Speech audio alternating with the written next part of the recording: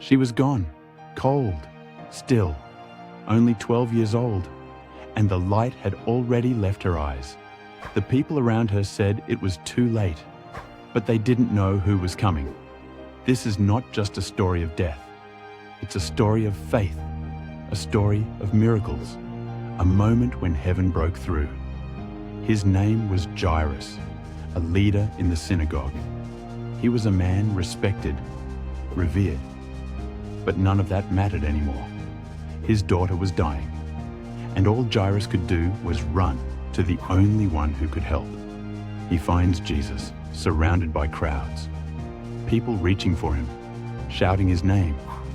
But Jairus doesn't care. He falls at Jesus' feet and cries out, "My little girl is dying. Please come. Lay your hands on her so she can live." And Jesus says, "Let's go." Hope flickers, but time is slipping. But as they journey, a delay. Another miracle unfolds. A woman, sick for 12 years, is healed by touching Jesus' cloak. Beautiful? Yes.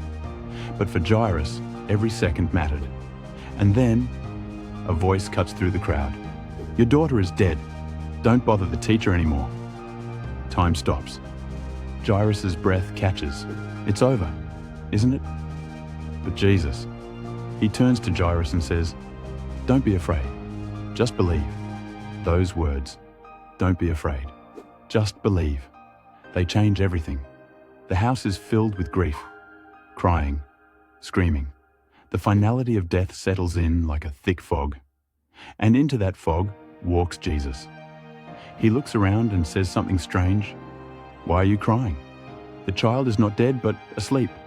They laugh, not kindly, mockingly. But Jesus doesn't flinch. He's not here to impress. He's here to raise the dead. He shuts out the noise, the crowd, the doubt, and he enters the room. Just the parents, 3 disciples, and a child who hasn't breathed in hours.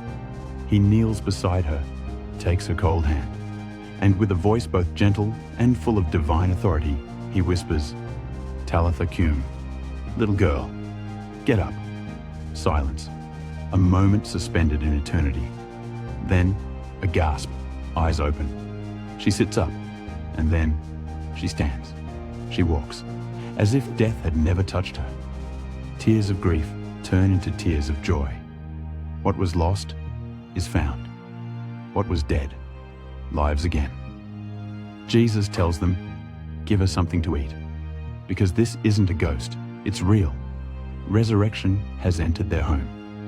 This miracle wasn't just for Jairus, it's for you, for the parent who's losing hope, for the dream that's been buried, for the soul that feels forgotten.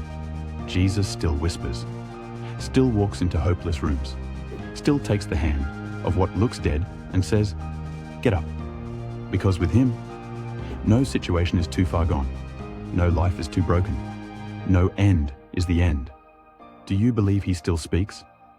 Still moves? Still calls things back to life? If you do, type "rise" in the comments.